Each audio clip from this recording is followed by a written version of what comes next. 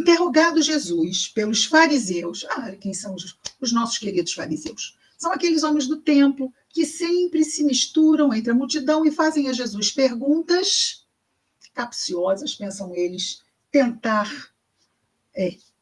enganar Jesus, olha só que infantilidade, para que ele dê uma resposta em que ele possa se comprometer com essa resposta.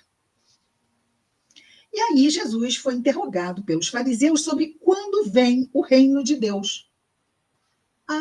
Mestre, quando vem o reino de Deus? Que ainda o tratavam como mestre. É o cúmulo mesmo da hipocrisia, não é?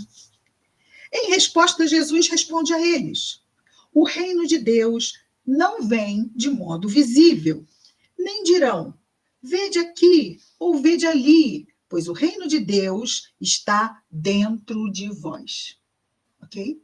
O reino de Deus é uma condição moral, é conquista, não é uma conquista com armas e sangue, é uma conquista de sacrifício interior para 2000 anos, não é?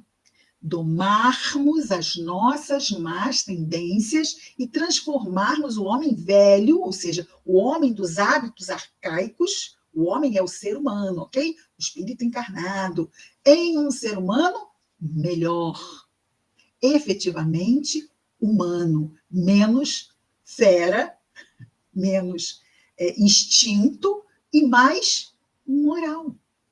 As nossas escolhas sejam pautadas na moral. Se quisermos saber mais sobre essas leis morais, vamos lá na terceira parte de O Livro dos Espíritos. É uma parte apenas sobre as leis morais. Ok? Então, Jesus diz: nem dirão, veja aqui ou veja ali, pois o reino de Deus está dentro de vós. No versículo 22, ele vira para os discípulos, veja, haviam muitas pessoas, mas agora ele diz aos discípulos: dias virão em que desejareis ver um só dia do Filho do Homem e não vereis. Ver. Veja, esse é o verbo do destaque, né? Ver. Quantas vezes, não sei se já pensaram isso, não é? Os dias do Filho do Homem são esses dias da renovação. Estamos cansados de ver o mal no mundo, não estamos? Quem não está cansado de ver o mal no mundo?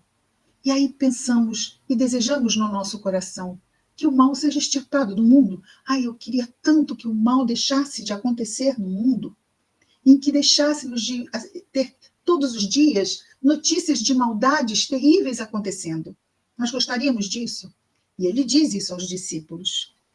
Dias virão em que desejareis ver um só dia do Filho do Homem, e não vereis. E vos dirão, vede aqui, vede ali.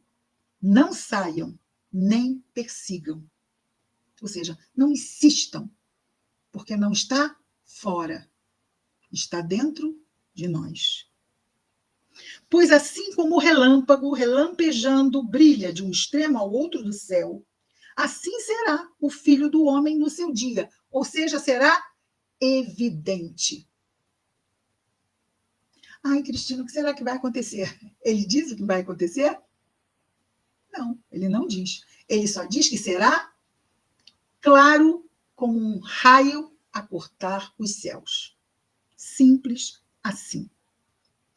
No versículo 25 ele diz: primeiro, porém, é necessário ele padecer muitas coisas e ser rejeitado por essa geração. Essa geração endurecida desses últimos 2000 anos. Hoje nós vemos, muitos se aproximam de Jesus, mas quantos se afastam dele? Vamos voltar a Jesus. Ele diz que primeiro, porém, necessário que o Filho do Homem, e aqui o Filho do Homem quem é? O Filho do Homem é ele, é Jesus. E por que ele diz o Filho do Homem? Porque Jesus é um espírito puro, que veio em forma humana, no sentido de denso como nós. Um espírito puro não tem mais resquícios disto. Isto aqui é algo que faz sentido para espíritos ainda inferiores como nós ainda somos. Então, ele veio na nossa condição, na condição humana, o Filho do Homem. Ele, na sua versão, vamos dizer, não é? Material. Ele se fez matéria para trazer o Evangelho. E ele seguiu toda a sua trajetória entre nós, naqueles 3 anos, para cumprir a sua missão de nos trazer o Evangelho nesta matéria densa. Então, ele fala do Filho do Homem. Então, assim como ocorreu, vamos ver, é necessário, repetindo aqui o versículo anterior, que é o 25, é necessário ele padecer muitas coisas e ser rejeitado por esta geração. Mas ele, Jesus, ele pessoa, ou ele o Evangelho todo? Ele, a sua mensagem. Porque ele se confunde com a mensagem que ele trouxe. E é importante que seja assim, porque nós ainda somos do pensamento concreto. Só uma mensagem teríamos dificuldade, mas quando damos um rosto à mensagem, nós ainda, pequeninos, nós nos afeiçoamos à pessoa.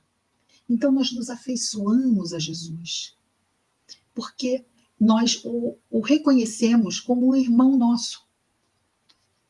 Aquele irmão mais velho enviado pelo Pai. E ele diz assim no 26, no versículo 26.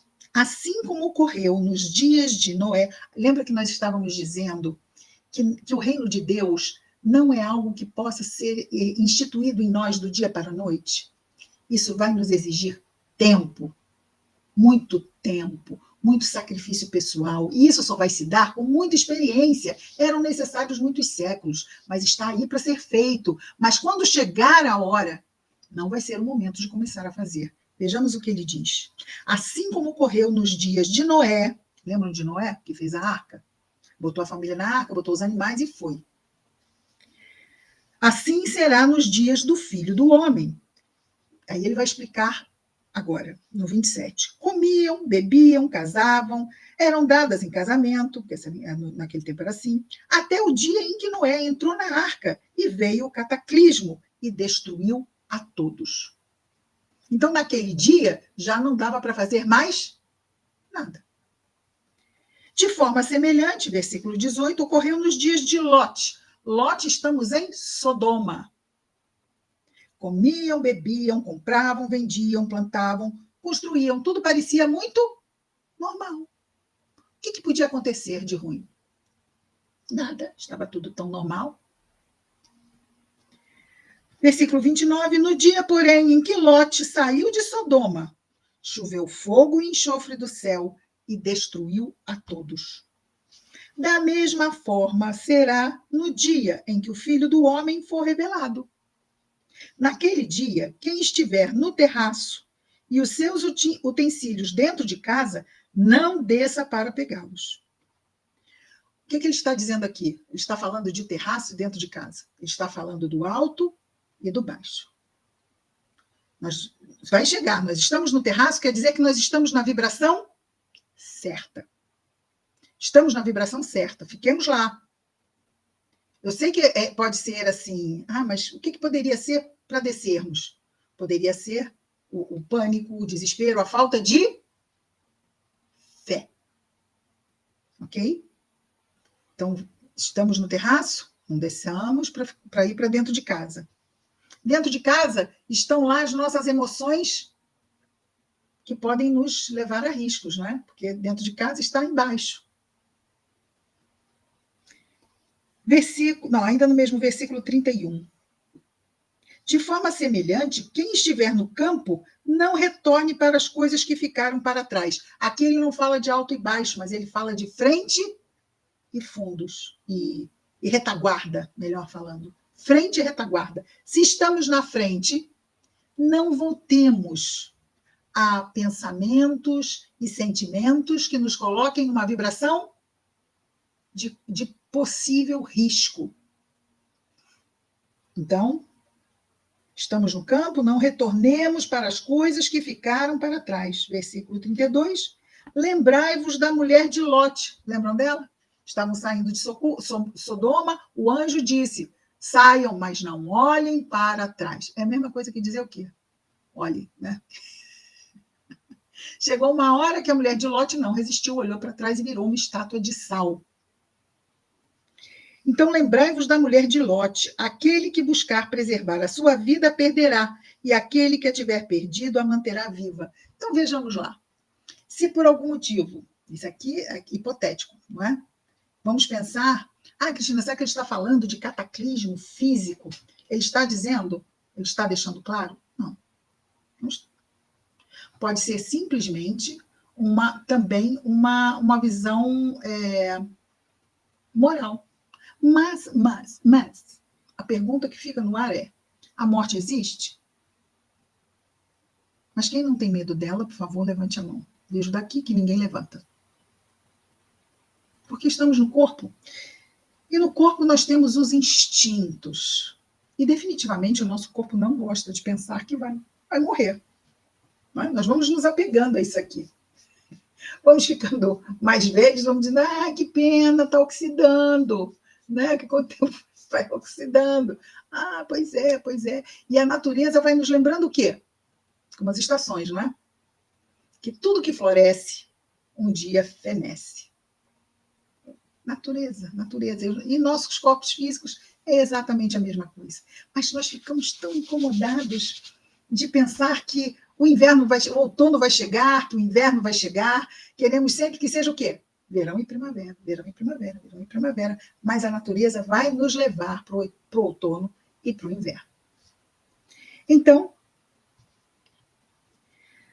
aquele que buscar preservar a sua vida a perderá. E aquele que a tiver perdido a manterá viva. Nós estamos sempre diante de duas escolhas. Qual é a nossa prioridade? Vamos imaginar, vivermos uma vida digna. Né? A vida, a experiência digna da imortalidade, que a nossa vida seja digna. Então, se passarmos fome, vamos fazer o quê? O que for necessário, mas não vamos ceder ao crime. Certo? É algo. Aquele que buscar salvar sua vida, perderá.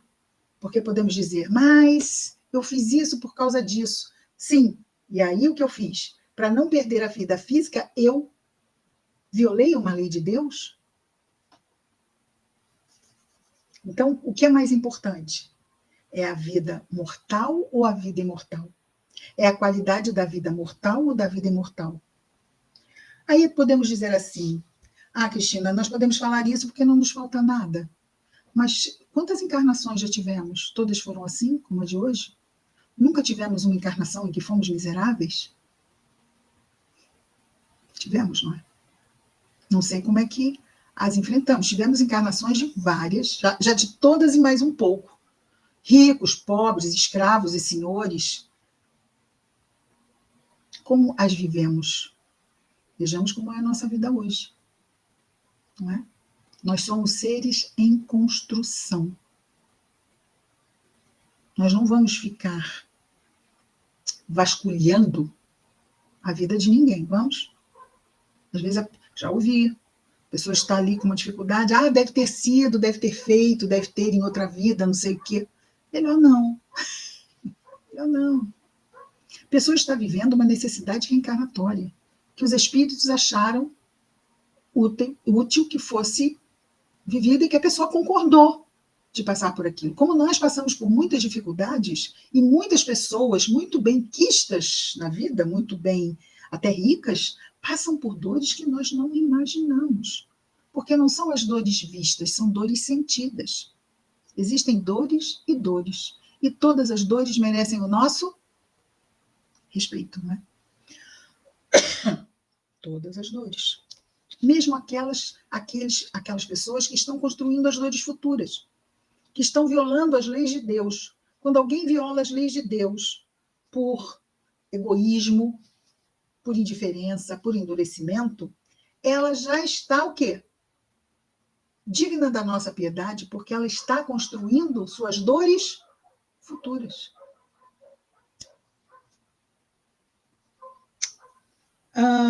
Quem buscar preservar a sua vida, perderá. E aquele que tiver perdido, a manterá viva. Podemos ter uma outra visão para perder a vida. Vamos pensar.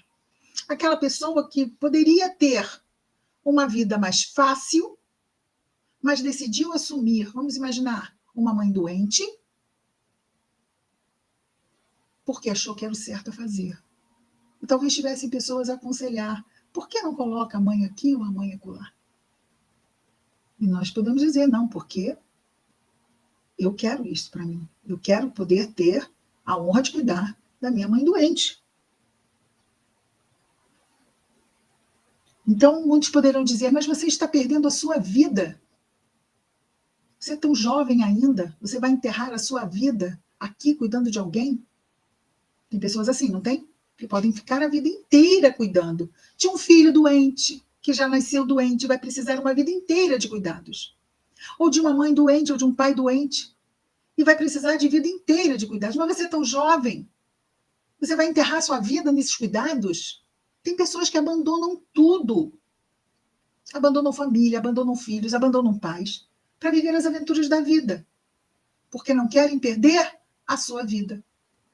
E acabam perdendo. Então, aqui Jesus diz que aquele que tiver perdido a sua vida, a manterá.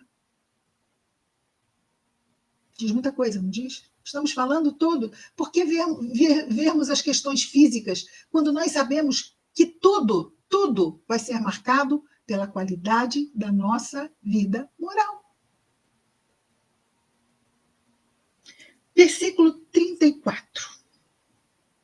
Eu vos digo que nessa noite estarão 2 dormindo sobre um leito.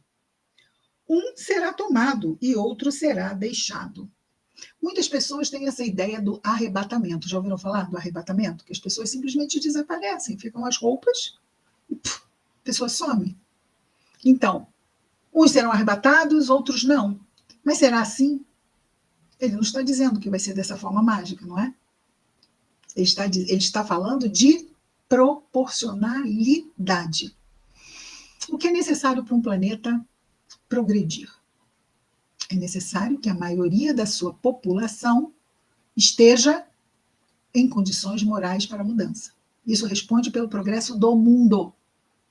Porque até aqui, até o momento desta vinda do reino de Deus, espíritos que precisavam evoluir continuavam o seu progresso em outros mundos. Então, os espíritos precisam evoluir, mas o mundo está nesse patamar e ele precisa ir para o outro, ele vai para outro mundo. Só que agora nós estamos falando do mundo progredir na escala dos mundos e não do espírito na escala espírita. É o mundo que vai progredir. E para o mundo progredir, metade, mais um. A maioria, não é essa? A maioria é isso. A maioria é isso. A maioria tem que estar já numa nova condição vibratória. A maioria já tem que estar lá com o pé no reino de Deus. Isso quer dizer que é mais ou menos o quê? Faz sentido? Não é maioria absoluta. Não é 95% por 5%. Porque o tempo ia se estender muito, não ia? Veja que Deus está sendo o quê? Bom. Quando nós estamos vendo, às vezes pensamos assim, mas não é possível que estejamos 50%, 50%. Olha, 2/3 da humanidade estão desencarnados.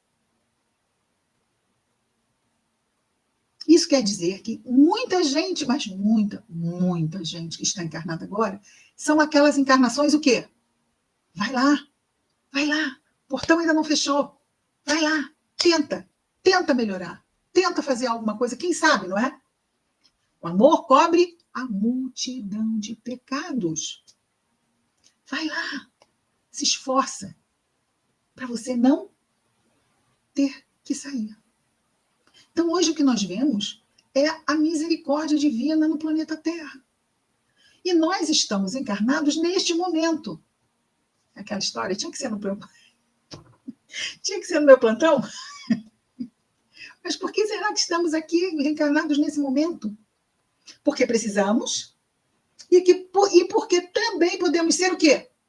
pontos de apoio. Porque é preciso, não é? É preciso que estejamos aqui também nesse esforço, fazendo o motor da luz girar. Com as nossas preces, com os nossos esforços, com o nosso sacrifício. É difícil, nós caímos, nos ralamos, percebemos, oramos, levantamos, prosseguimos. Esta é uma luta honrosa, corajosa, e aí é esta que está nos sendo dada a viver agora, para todos nós. Eu vos digo, versículo 34, que nessa noite estarão 2 sobre um leito, um será tomado, o outro será deixado. 2 estarão moendo grãos no mesmo lugar, uma será tomada e a outra será deixada. 2 estarão no campo, um será tomado, o outro será deixado. Isto para termos uma visão de proporcionalidade. Proporcionalidade. Não quer dizer que estejam. Podem ter uma casa onde tenham 4 e fiquem os 4. E uma casa que tenham 4 e não fique nenhum. Porque a medida não é assim, tem 2, quem vai levar? Peraí, para o ímpar. Vai aquele. Quando tiver 2, tem que levar um. Não é assim. É só para dar o senso de proporção da humanidade. Então, mas qual de nós 4 fica? Quais os 2 que vão? Quais os 2 que ficam? Não é por aí. O que precisamos ter em mente é o quê? A nossa parte. E ajudarmos, na medida do possível, porque não vamos poder fazer por ninguém. E quando precisarmos também o quê? Pedirmos ajuda. Porque quem nunca precisou, precisa ou precisará de ajuda? Tanto nós precisamos, como podemos também estender as nossas mãos, como também nos diz a mensagem inicial, para acolhermos os nossos irmãos também, né? À medida do nosso possível. No versículo 37, em resposta dizem a ele, onde, Senhor? E ele responde, onde estiver o corpo, lá também se reunirão os abutres. Ora. Temos aqui uma outra fala totalmente moral. Onde, Senhor? Os abutres é a corrupção, não é? A corrupção da carne, quando a carne está apodrecendo, não é quando vem os abutres? Então, vai ficar... Quem estabelece, quem fica, quem vai, é a corrupção da alma, do espírito. Qual é a vibração? Então, onde estiver o corpo, lá se reunirão os abutres. Quem vai decidir quem fica e quem vai não é Deus. É a própria criatura que vai com a sua vibração, que ela mesma forjou durante o exercício de seu livre-arbítrio, século após século, dia após dia, reencarnação após reencarnação, mas dentro da reencarnação nós podemos chegar na vibração baixa e saímos aqui numa boa vibração. Íamos construindo durante a vida, dentro da nossa... A Helenice está dizendo que lembrou da escada de Jacó. É isso mesmo, Helenice, é isso mesmo. Mas só que aqui, no nosso a escada de Jacó, está lá no Antigo Testamento, não é? É uma escada que liga o homem aos céus. E isso é uma escada ascensional. Nos nossos irmãos ainda, sim, é um degrau de escada, mas esse degrau está mesmo assim, lá ainda no subsolo. Ainda tem, para chegar no chão, ainda tem os degrauzinhos do subsolo. Porque quem se compraz no mal não está muito bem mesmo, não é? Não está mesmo nada bem. Georgina, minha querida, seja bem-vinda. E sendo assim, terminamos aqui este trecho, onde concordar comigo, que não é um trecho muito fácil de se entender, que a doutrina espírita nos ajuda muito, não é? A entendermos. É claro que aqui estamos usando o que entendemos que a doutrina espírita nos faculta, ok? Poderão ter outros companheiros nossos que vejam e interpretem, vamos dizer assim, até mesmo de outros ângulos, mas fica aqui a nosso convite a refletirmos sobre isso e a importância, como sempre, não é? Jesus está nos alertando sobre a vinda do reino. Ele vai vir? Vai, mas não nos enganemos. Como diz a nossa mensagem inicial, muitos poderão querer nos afastar, até porque não percebem que também estão afastando a si mesmos, estão se enganando. Por isso é bom que nós nos tornemos muito próximos de Jesus. Primeiro, porque ele vai fortalecer não só a nossa fé, mas a nossa alegria diante de Deus por tantas bênçãos que ele nos oferece para o nosso processo de salvarmos-nos a nós mesmos, não é? E temos ainda muito trabalho a fazer, mas todo esse trabalho é mesmo uma bênção.